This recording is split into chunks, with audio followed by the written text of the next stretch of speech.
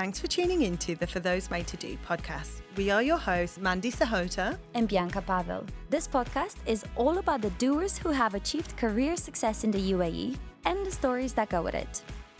In this episode of For Those Made to Do Sustainability, we discuss the impact of adopting more sustainable habits as an individual and consumer, and how to live in a more sustainable way. We address themes such as understanding what carbon credits are and how they are measured, as well as the importance of identifying your own carbon, waste and water footprint. If you'd like to learn more about stakeholder capitalism and the case for degrowth, the common language Gen X, Z and Alpha must learn in order to address climate change, and the role of the gig economy and the global carbon market in the future, then make some tea and join the party. We hope you enjoy it.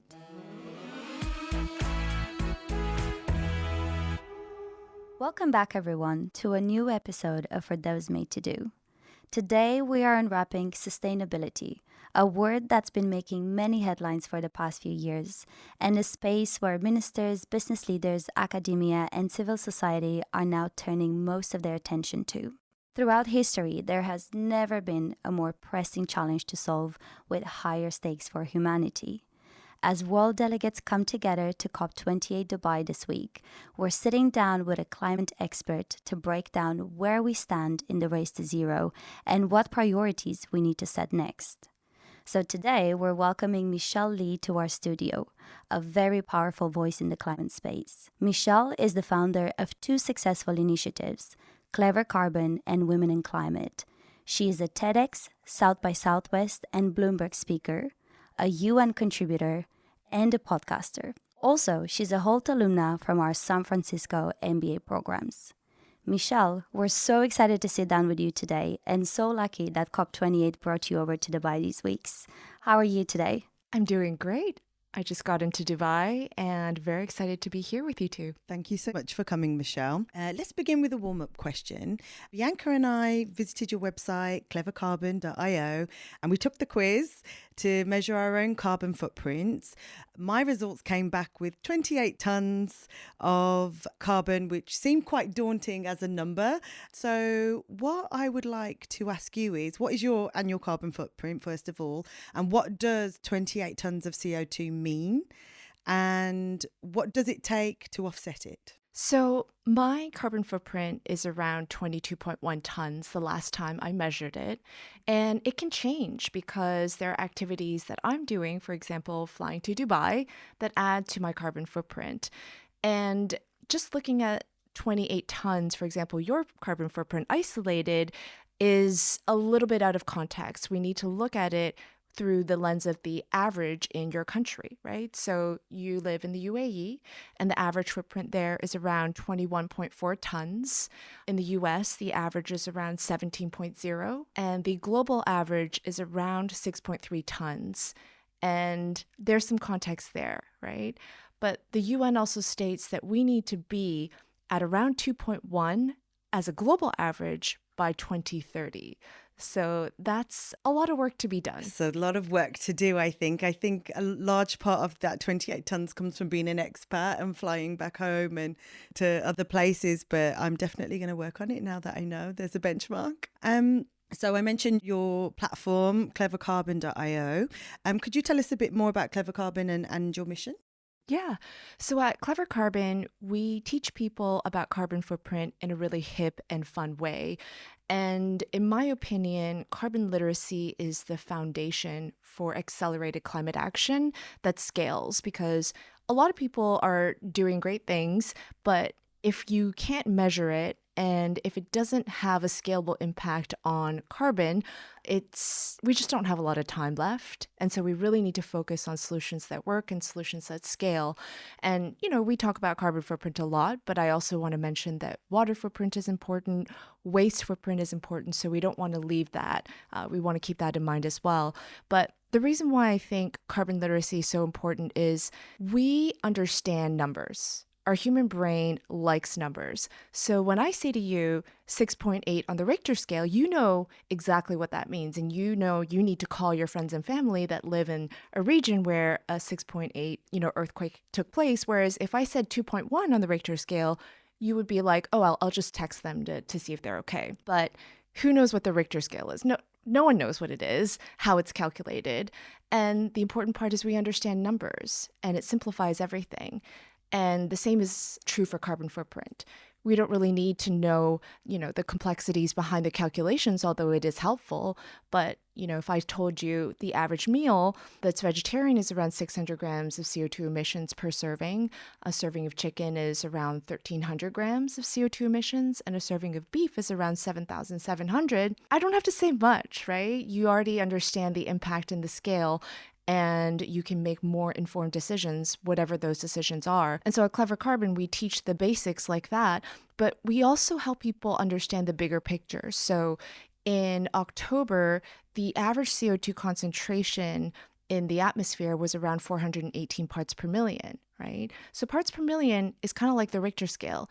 It's a very complicated number, potentially, although really it's just concentration. But, we don't hear parts per million very often, so it sounds intimidating. It sounds daunting.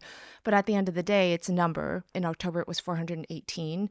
At its highest point this year, it was around 424. And experts say that if we surpass 450 parts per million, we will surpass the 1.5 degrees Celsius target set by the Paris Agreement.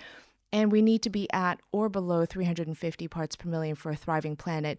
And many experts actually say we need to be at or below 280 parts per million. And so how do we get from 418 parts per million to 350, right? If we reach net zero, that means we're not adding any additional carbon. So maybe we remain at around 418 and 420, although if we get there in 2030, we'll probably have added a significant amount of carbon to the atmosphere. We do not get to 350 parts per million without removing carbon. And that is the key question. That is the key understanding. And I'm going to take this a step further than I normally do. But think about, where you live in the city. It's a little bit hard to think about it in Dubai, but let's say you live in a city where it snows, right? Your government will keep you safe. And how does it keep you safe? It keeps you safe by helping remove the snow and salting the streets and making sure traffic and, pedestrians are safe. Now, imagine the amount of carbon in our atmosphere is like we have glaciers on the road. You just can't see it, right? Our governments need to step in and help us remove that carbon and remove that snow.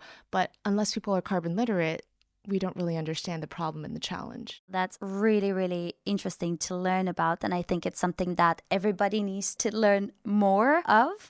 And I'm just kind of trying to shift the conversation a bit at a macro level. COP28 is happening here right now, this week in Dubai. And as we speak, 70,000 global delegates are joining forces to advance the climate agenda. So I'm just curious about your opinion on this. What long-term strategies should GCC countries in particular prioritize in the next few days in order to ensure a sustainable future? I wouldn't say that it was something specific to GCC countries. I think this is true for all countries, is that we need to prioritize things that we can do now, today. I think there's a lot of focus on, well, in 2030, when XYZ is true, no, we need to do things now.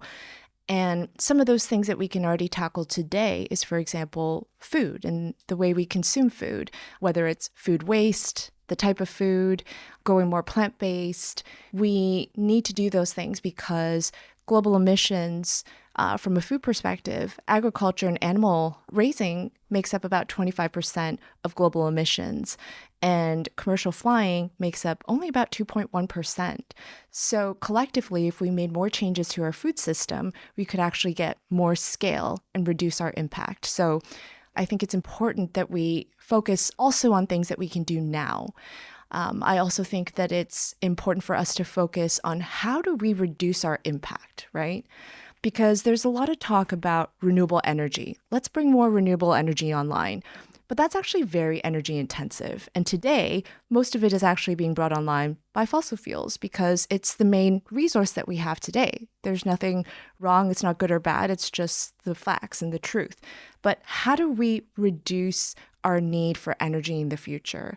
Even just by curbing our habits at home, we waste a lot of energy. We turn things on when we don't need to. We have the temperature too cold, not necessarily too cold, but probably we could withstand a little bit warmer. But, because it's a little bit more comfortable, we turn the temperature down when it's hot and we turn the temperature up when it's warm. But can we reduce that? Can we be more mindful of where the energy vampires are, whether it's where we work or in our home? And we need to focus on things like that, because if we're bringing on more renewable energy in a world we're just, irresponsibly using energy like crazy. And if we think about AI and EVs, there's just so much energy that we're going to be using in addition to what we already are now. We need more capacity for renewable energy, which makes it even more challenging. So what can we shave off individually now, I think, is also important. We concentrate on that individual impact. Now, if I just think in relation to myself, I gave up seafood for 1.5 years. And when I would tell people, they'd be like, oh my God, especially in Dubai, we consume a lot of seafood here. It's kind of one of the main popular cuisines. And I think people were kind of like, well, what difference is it going to make? You're one person. And that was the reception I received quite a lot every time I would say, hey, I'm out, I'm not eating seafood. I also don't eat beef for a similar reason. And that's not to condemn anyone that does, but it was a conscious choice that I made. But then the retaliation that you get is, well, anyway, the fish is in the supermarket already. It's already been harvested, same as the beef. So it's kind of the mindset is of that, saying, well, what impact can one person make? Could you speak to that a little bit? Yeah, I mean, you've lived in the UK before, and you can see the footprint of vegan items in UK grocery stores, right? When you go to London and you go to a Tesco, there's like a whole section for plant-based meats, for plant-based, options and solutions. So one person individually, you think, oh yeah, that doesn't make a lot of difference. But actually, I think individually, especially as we share our reasons why we do certain things, it does lead to change. And consumers have so much power. They don't even understand truly, right? If you leave a review on Amazon, if you leave a review on Yelp or, Google Maps for a restaurant, like restaurants listen to those and they take the feedback. And when I go to restaurants, I will call out, oh, had lots of vegan options. It was really great. Or, oh, could use a few more vegan options. I didn't really have much to eat. So like using your voice and taking individual action, I think is absolutely important. Global supply chains are going to change and they already have. And I think AI projected that by 2075, like most people would be plant-based. Well, that's good news. Yeah, it's positive to hear. I like it. Yeah. And just continuing on that train of thought of impact and also action, I think in the last few years, we've been hearing almost everyone talk about sustainability, and particularly individuals have been really conscious of what they buy and where they buy it from and what the source is and so on. But I'm just interested in your opinion at a more macro level, if we were to zoom out, who has made the biggest difference in the last few years between consumers, corporates, and governments, and also in terms of that accountability of who should own impact and action in the space? If you look at companies like MasterCard, their business is fueled by consumer spending. And MasterCard is doing a lot when it comes to sustainability initiatives, from their Planet Price Coalition to they have a trees initiative, and they are doing a lot of work. And they're educating consumers also on conscious consumption. So they have a carbon calculator that allows consumers to connect their purchases with the impact that they have. And banks are adopting this and bringing it to their customers. So I think there are various players from corporates all the way to individuals that are really driving change in this area. I was actually at a conference a couple of weeks ago, and it was on the topic of sustainability. And we were talking a bit about accountability, and somebody gave a great example of airlines. And they said, yes, airlines pollute a lot, but they also allow you to buy back your carbon footprint, right? Just offset your footprint in that sense. And then this gentleman's question was, do you do it? How many people actually pay extra to offset their carbon emissions when they fly. And then it prompted the other question of, well, should I spend more to offset that, or should the airline spend more? Because I don't have a say in where the airline is getting their fuel. I don't know how they make these decisions. I think the airline is prioritizing profit. Why should I pay extra instead of them changing their practices? Where do you think that accountability lies right now between corporates and consumers? Such a great question. So, if you look at some of the larger corporations, they not only measure their emissions, their first line of defense is to reduce their emissions. And then what they don't reduce, they buy offsets. So if you think about companies like Stripe, Shopify, Microsoft, and a handful of others, they do that. They offset their emissions that they cannot reduce. And if we look at airlines, if airlines offset their emissions, then consumers wouldn't have to, right? We don't really have a choice on, like you mentioned, what aircraft are they using? What type of fuel are they using? What's the quality of the offset? We have no idea about these things. And to be honest, most consumers at this stage don't really understand what it means to offset as well. But if the airline did, then, consumers wouldn't have to. But at the same time, I still think it's nice that there is a reminder to the consumer that they are adding to carbon in the atmosphere. So is there something else that could be done? So for example, if you bring your own cup, you get $5 off. Or if you eat a plant-based meal, you have some incentive to do something. And actually, if you pack lighter, your ticket is going to be cheaper, because that's really what makes flying expensive, is the cost of fuel. And that's why when you check a bag, you have to pay. And when you check a second bag, you have to pay. And when you check a third bag, it's disproportionately more expensive because fuel is expensive. So if there were other ways to incentivize customers and consumers to reduce their impact when flying, that could be more interesting. Absolutely. I love those ideas. And I think I would be on board with all three. So I think someone might tap you up after this, Michelle. Wonderful. And get you to consult. Maybe Emirates is listening. Who knows? Another initiative that you're currently working on is called Women and Climate. What are women uniquely bringing to the table in this sense when it comes to solving climate-related challenges? In my experience, women like to roll up their sleeves and just get shit done.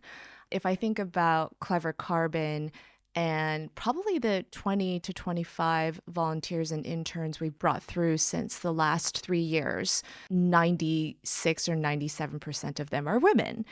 And if I think about, at Women in Climate, the amount of our community members that reach out to say, hey, I want to volunteer, what can I do? It's incredible to see. I think women enjoy taking action, rolling up their sleeves and helping. And to them, it's not about the return of money for their time. It's knowing that they were able to have an impact on something.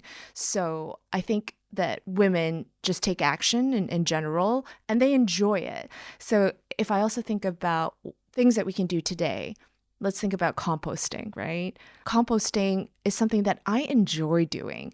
And when I travel and I go to Airbnbs and, I have my groceries, I save up my compost. I could just not fathom throwing something into the garbage bin. And I think those are things that we can do today because, our food waste, it goes to the landfill and it actually produces methane, which is a greenhouse gas that is 25 times more potent than carbon dioxide. And most people don't know that. And composting can be very impactful because you're removing that step. So, women like taking action and they enjoy these individual actions, whether it's eating plant-based or composting. I read somewhere that women are better at thinking ahead and for the collective as a whole. I don't know if that's a biological thing or like a maternal instinct or something that we carry throughout the generations. And do you think then rather than thinking about profitability and like the individual, that's where this kind of initiative was born from and what's been the outcome? Yeah, I started Women in Climate originally because of two main reasons. One is I was new to climate and I was going to these networking events and It can be a very intimidating and daunting experience, and I want to talk to people about Clever Carbon and, scaling climate literacy and carbon literacy and taking individual action. And the people at the networking events were not interested in talking about those things. They wanted to talk about the next unicorn in the climate space and how they were going to make money out of the climate space and how they had the best solution. But, no one wanted to talk to me about composting and all those things. So I wanted to find my tribe. And my second reason for starting Women in Climate is thinking back from my corporate career working at companies like Salesforce and DocuSign. I worked with so many incredibly smart and passionate women who loved philanthropy and giving back. If we even took 5% of their brain to think about sustainability, these are the people that are going to be speaking up in the corporate space saying, hey, workplace services, can we have more plant-based snacks in the kitchen? Hey, HR, what about a cleaner 401k for retirement? Can we have that option? So my idea was if we could activate more of these women, give them a safe space where they could learn and start their climate journey, we could really create this movement. And I think Women in Climate today does accomplish that. But I also think that we've become a very big community for women who are already working in climate, whether they're entrepreneurs or working at climate-based companies, and giving them a voice through various initiatives. So a lot of what we've spoken about so far is around immediate action that we can take and really kind of easy, tangible things that we can do that will kind of shift the needle, like Bianca said. When we talk about sustainability, we often hear it's not that simple. There is no instant switch and businesses must focus on profitability over climate impact. What is a lesser known problem that prevents businesses from embracing sustainability as part of their core? It's definitely not that simple. And I think it's really hard to be a business today. There's, on the one hand, businesses that are being appointed as greenwashing, where they're not doing enough. And then there's also greenhushing, where they're doing a lot and they're not actually talking about it because they don't want any attention in a negative way.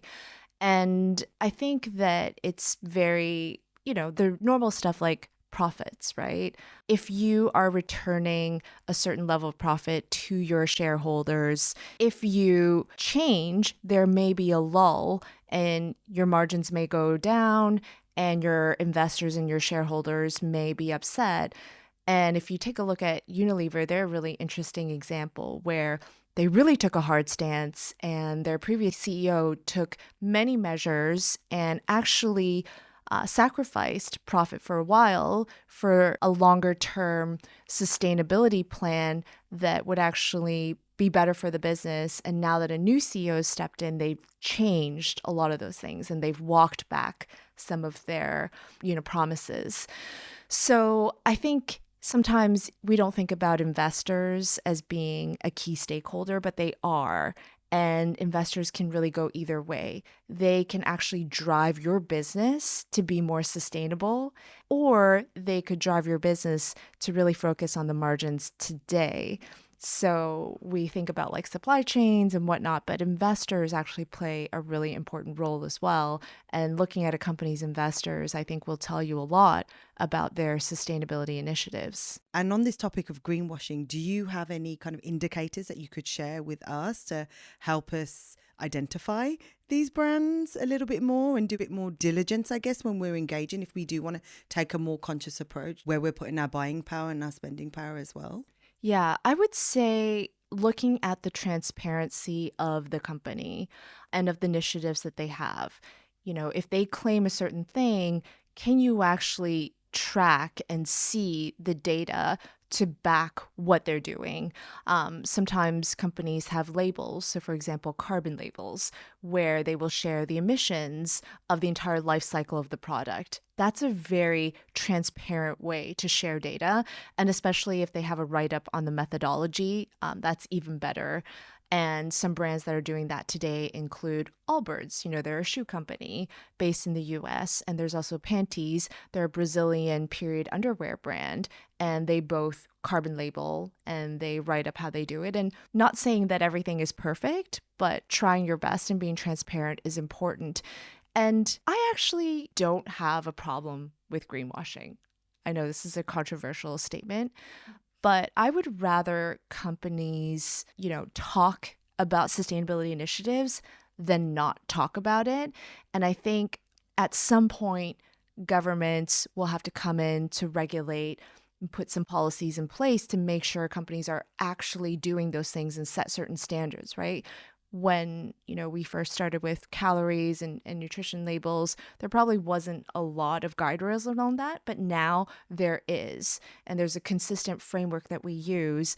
And the more we talk about sustainable initiatives, the faster we will get to these frameworks and guidances. When we talk about some of the brands you've mentioned have been more kind of SME on the scale, some are kind of larger corporations like Unilever. What are the challenges for the SME? Because I feel like if you are a company like Unilever, we're putting them on blast quite a lot. I don't know why, but if we use them as the example in this instance, they have a lot more resources. They have a big kind of corporate strategic machine and marketing machine that can kind of contribute to all these things to feed the message to the consumer. But how about for the SMEs when they don't have that kind of level of resource? I think the challenge for the SMEs is the scale and the economies of scale. They have an ability to really take big action because they don't have traditional processes in place. They don't have the same expectations from shareholders, etc. So they can do bold things. But sometimes bold things cost a lot. And as a result, the product is more expensive. And we have this concept called the green premium, where if something is more sustainable, it's more expensive.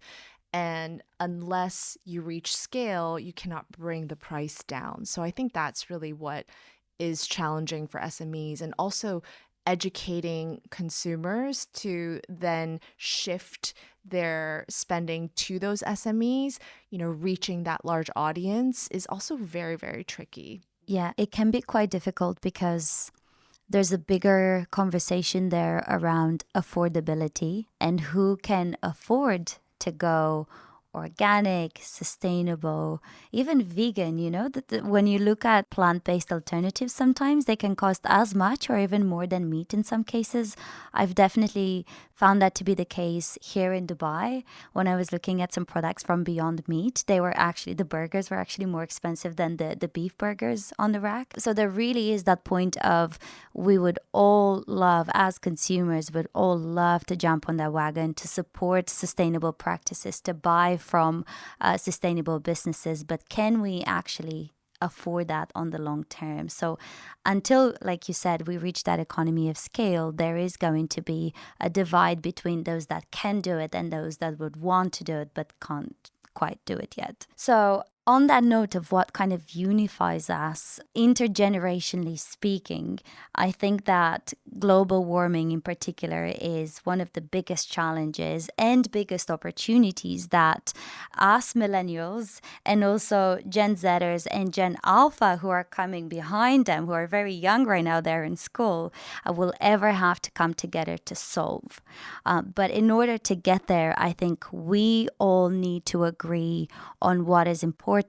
So I'm curious about what you think we all need to agree on in terms of language. What are some basic concepts that we all need to fully understand in order to get there? And also, what are some priorities that all three generations need to come on board with in terms of where we go next to solve this big challenge? I'm a big advocate of literacy in general and numbers. We have a saying, what gets measured gets changed. So even starting with carbon footprint and carbon literacy, knowing how to prioritize your actions based on data. I shared some numbers around the average carbon footprint of a meal, right? Having that as a baseline, I think, is important. But also just understanding other basic metrics about ourselves. What is the average water usage per person per month? Probably no one knows that, No. right? How much energy did you use last month? You probably know how much energy I know how much I'm paying for, yes, but exactly. I don't know what exactly the number is, how much right? I'm using. And how does that change month per month? How much waste are you producing? How can we get metrics around that? I think those are really important ways to communicate that are facts and where you can really compare with each other. And Bianca, you made a comment about, millennials and Gen Zs and alphas. But think about who's in our government today who really has the ability to speed up and accelerate action through policy. It's not our generation yet or those younger than us. So we all need to come together, and we probably have a couple years to do that. So I don't really think we necessarily need to think too far down the line. We need to think within the next 5 years. So who do we need to influence in the government, people with decision-making power, in order to get there? I think that's incredibly important. And I know that the government here in Dubai is doing a lot in that space, but there's still so much more to do. And just to share a personal anecdote, I just moved here from the UK 6 months ago, and I was very, very used to recycling back home. It was just something I was mindlessly doing. I didn't even question it for a second. And then I get here and there are no recycling bins, shamefully. Now, I know that there is a recycling scheme in place, so it's going to be deployed very soon and they're kind of trialing it. So it is coming. But the fact that Dubai hasn't been recycling by habit, by default, up to this point is actually quite surprising, right? So there's still, wherever you live in the world, you're thinking ahead and you're thinking, what are some big things that need to change? What about policy? What about the government? But also, there are the everyday bits that we all need to change. And I still recycle. I know there's no separation. I still have 2 bags, and I'm hoping that when they sort it out, they'll say, okay, this is clean plastic. I can totally recycle this. Hopefully it goes to the right place. So this is a podcast focused very much on the future of work and careers and industries and how they're impacted by mega trends. What are some emerging industries that you think will take shape in the next 5 years as we ramp up towards 2030, which is when we have that big climate milestone? Yeah, I think infrastructure is going to be very important. Engineers, manufacturing, for all the renewable energy that we need to bring online within the next 5 to 10 years. So making sure we have the talent that can, equip themselves, whether it's the physical work or the work behind the desk, I think is really important.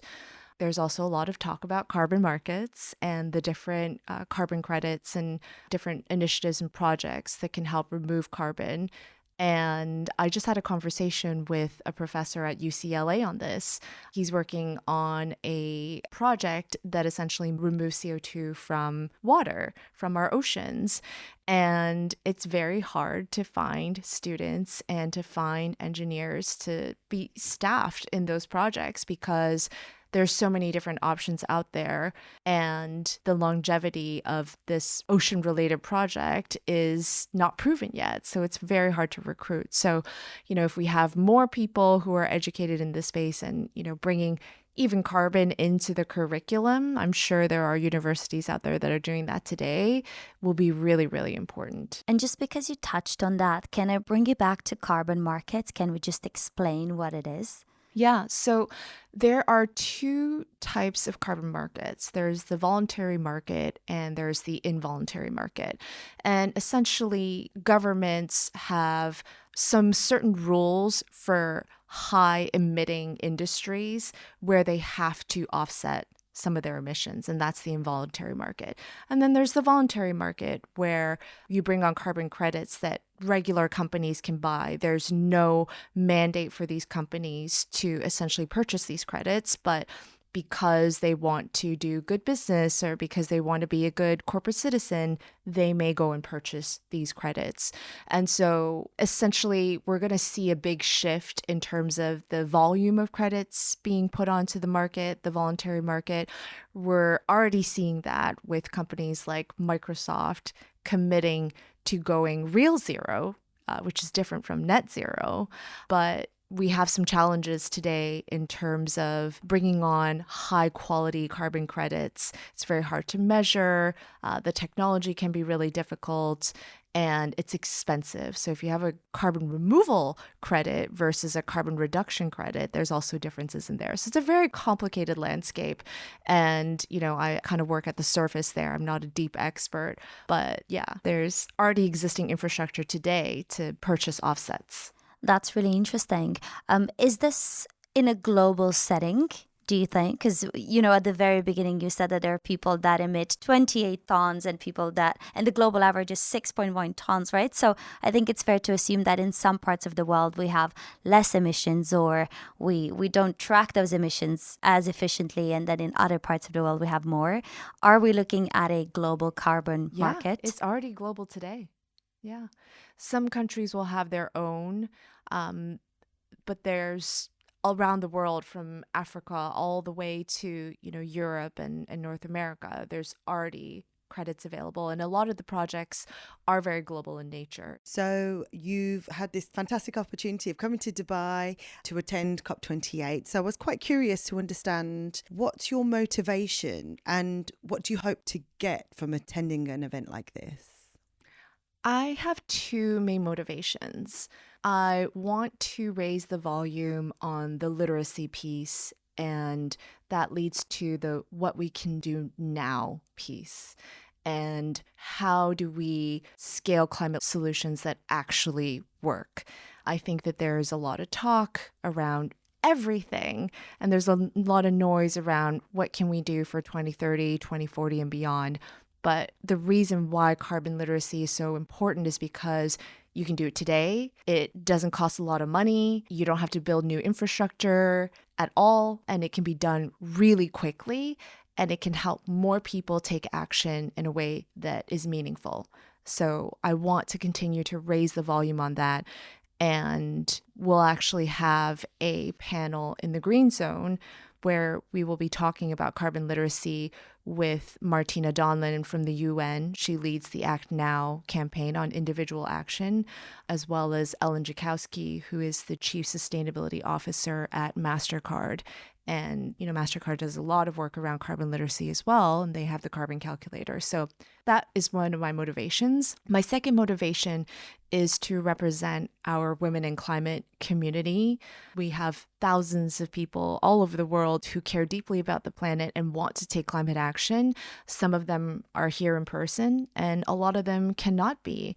And so I want to be here to help represent our interests in climate action and also make sure that our community members have a chance to share their voice. So we have a Women in Climate speaker database that was actually born from COP27. When I went, I saw a huge opportunity for more women to speak.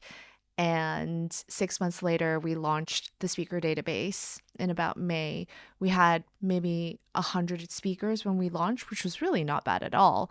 And today, we're probably over 750 speakers representing women. And so I want to make sure people use this as a resource and we normalize having gender balanced, everything balanced panels where possible, because that's where we really drive action, is through having different perspectives and having conversations. Fantastic. I love that. So thank you, Michelle, for sharing your knowledge on sustainability with us today. It's clear we still have a long way to go on a global level and on a local level as well. But I think you did give us some indicators on how we can start, which I think is fantastic. And I'll definitely be applying some of those too. We like to close off the episode with a teaser of a wildcard question that will be released in our bonus episode. And this allows our listeners to reflect and digest on the conversation we've just had and to think about how they themselves would answer the question before they tune into the episode next week. So, Michelle, I'd like to ask you the following question. With the rise of stakeholder capitalism, we can say that the future of business is ESG centric. Can you paint a picture of what the future of work looks like in this scenario? Okay, so we'll press pause there And we'd like to thank you for your time, for taking time out to speak with us today. It's been a pleasure. And we look forward to picking this up in the bonus episode. Thank you. Thank you for having me. Thank you so much, Michelle.